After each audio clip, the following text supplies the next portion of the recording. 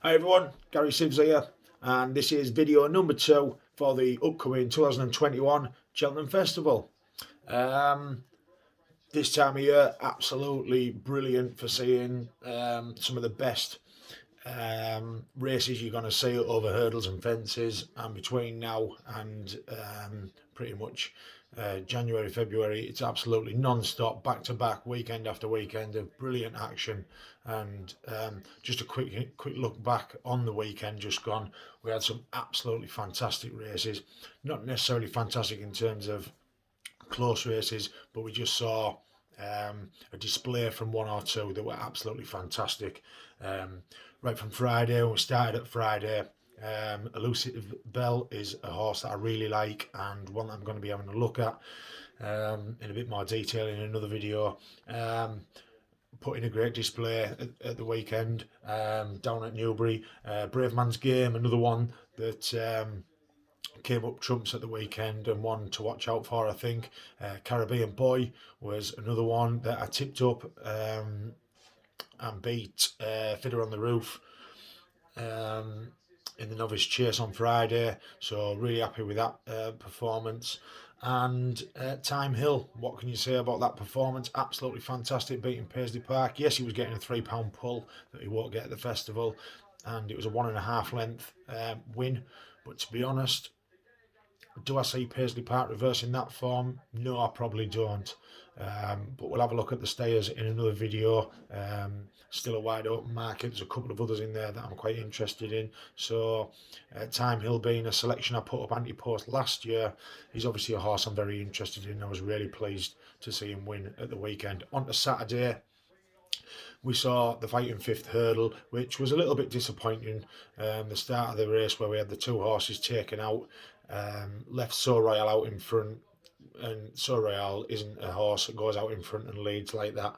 So as much as everybody's been ranting and raving about Epperton on Twitter, I'm afraid I can crab that performance a little bit. I just wasn't that impressed. Yes, she won and she kind of did it well, did what she had to do. But had she not have won that, you'd have been absolutely bitterly disappointed and said that she was never going to win a champion hurdle. So she just did what you would expect her to do. So there's nothing standoutish about it. It wasn't like she won by 20 lengths, hammered the field, So as much as it was good to see her out, good to see her back on course, I wouldn't be reading too much into it, although she's in a pretty weak division at the minute. Next destination, winning his chase debut, was good to see. And the next one that I tipped up at a decent price was Floressa, a horse that we have.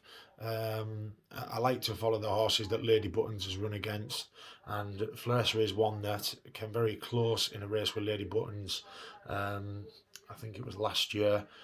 So she's a horse I kind of followed when I saw she was running. I had a look at the form and I thought she's in with the right chance here, and put her up to win at 14-1, and she duly delivered, which was great to see, and obviously good for the betting account.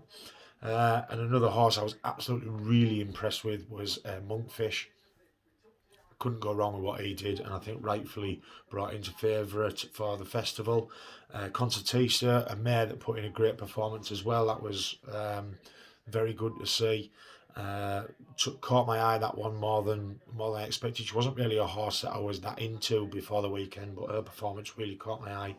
And Hook Up as well on Saturday was another great performance.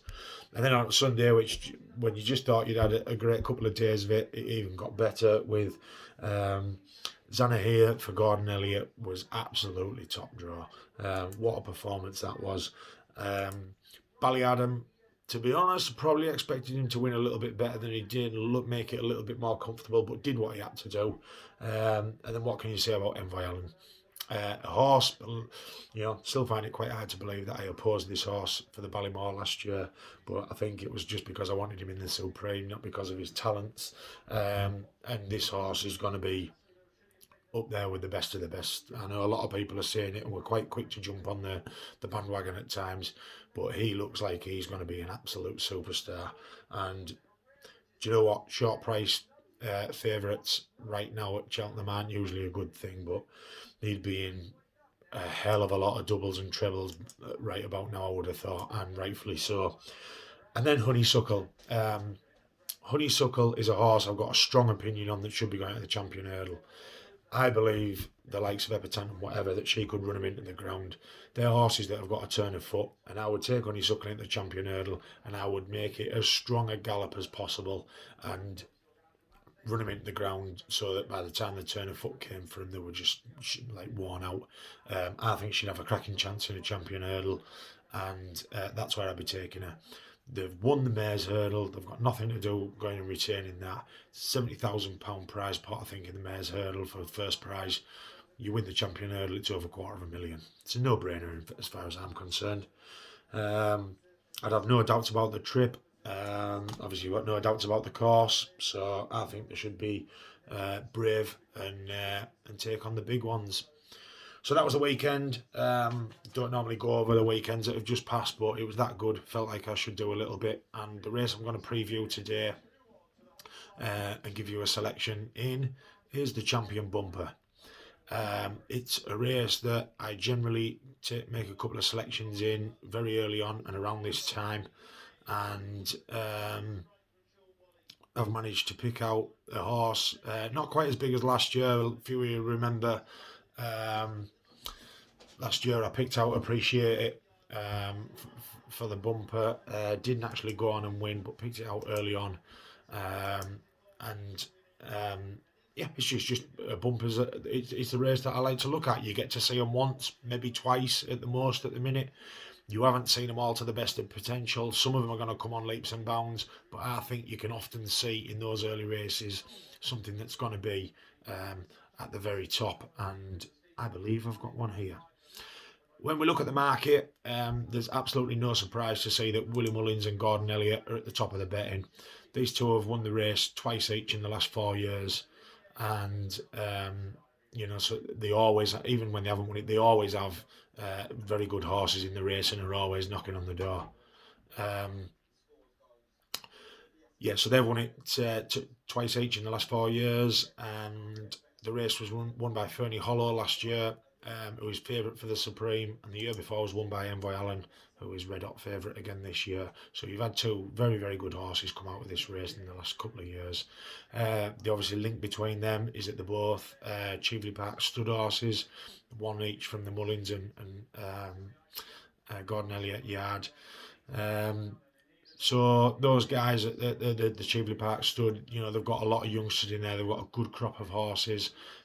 They're bound to have one or two in this race that are going to stand out, and they've rightfully got the favourite in Sir Gerhard. I read a couple of weeks back, and I can't find it where now, that somebody was fairly confident that Sir Gerhard was going to be going hurdling next time out, and it wouldn't surprise me. He's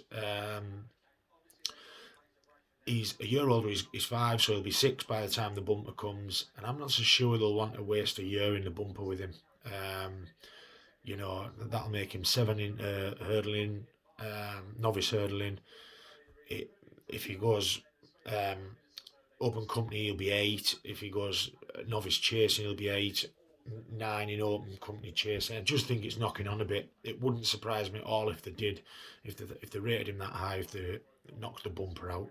I know Kevin Blake, who is somebody who I have a massive amount of admiration for. I think he's the best in the game. I know I heard him say at one point as well that he feels they should miss out the bumper season with this horse and go straight hurdling. So I won't be selecting that for the simple reason that I think they should go hurdling with him. He has only ran once. Yes, it looked impressive, but I think it's, the combination of him being from Gordon Elliott, Cheveley Park stud, and just looking impressive. They've put all that together to make him the red hot favourite. Probably the rightful favourite for the race, but having only run once, I'm going to leave him alone. I like to have at least seen a couple of runs out of my selections. Others in the betting, Hologames was another one that I was quite impressed with. Showed real good grit and determination to get up and win the last day. Posted an RPR of 116, so although it was good, would need to vastly improve on that by around £20 to be winning the bumper. And the way that he won that race, although I was really impressed in his grit and determination to get up and win it, I would have liked to have seen him win it better and easier, more comfortable, so that you could see that there was the room for the improvement to go on and be better in the bumper. The fact that it was looked like hard graft to him tells me that he maybe there's doubt there that he will step up to the mark that's needed, in my opinion. So he's one that I've left alone as well. There's obviously a massive market out there for this one. Others that are sort of in and around the top 10 in the betting that I was interested in. Chemical Energy, another Gordon Elliott runner, 18-1. Very nice looking, beautiful chestnut horse, chestnut gelding. 2 from 2. Won his latest outing at Down Royal. And another with potential of being a top contender. Was slightly novice-y in his debut, carrying his head a bit about left, right and centre, but his turn of foot when he was asked was very good. He powered away from the field, very impressive turn of foot, and the same the last day that he raced was a very good turn of foot again and seemed to steer really well. So another one that remains with high potential and was probably the closest that came to picking besides the selection I actually took. It was probably next in line. El Barra, 16-1 for William Mullins. The Rich Ritchie, William Mullins combination again. 1 from 1, say only 1 out. Could be anything, to be honest, at this stage. Won on debut, didn't really beat a lot. Did what he had to do. Open to improvement. Could be anything. But again, I'm going to leave it there for now. Ishkara Lady for Harry Fry and what was the all course? The Dan, I can't remember the name. The Dan Skelton horse that finished in the bumper at Cheltenham in November. They finished in a dead heat, and they're up there at the top of the betting as well. And they're finishing in a dead heat. Both posted RPRs of 115, so they'd need to improve again to be winning. They're open to it. There could be, like I say, with bumper horses, you've not seen an awful lot of them, and you're taking. You've got to look at the races and think, something's got to stand out for you, and that's why I've come on to my selection. My selection this year is Gavin Cromwell's Let's Be Clear About It. He's not somebody with a massively standout record in the race, but I was really, really impressed with this horse. He's 2 from 2 this season, won his debut at Tipperary, and then on his latest outing at Punchestown just a couple of weeks back. He posted an RPR rating of 136 at an absolute canter. That is good enough to be up there with the top horses in any of the bumpers in the last 12 years. And like I say, he did it at an absolute canter. He had Patrick Mullins on board. He's a current market price of 14-1, and I'd be taking a healthy selection of 3 points each way on this horse. I feel we'll see him again over the Christmas period, and this price will come in when he hopefully bolts up, and will probably be beating 1 or 2 of the aforementioned as they're likely to meet over the Christmas period. And fingers crossed that he comes up and progresses like I assume he's going to, but I just can't do any more than be really happy with what I've seen. And I think he's going to be a good selection, and hopefully with 3 points each way at 14-1 he can return us some healthy profits, healthy returns. So again, if you are following the videos, thanks very much for watching. I had a few nice comments from yourselves over the last video.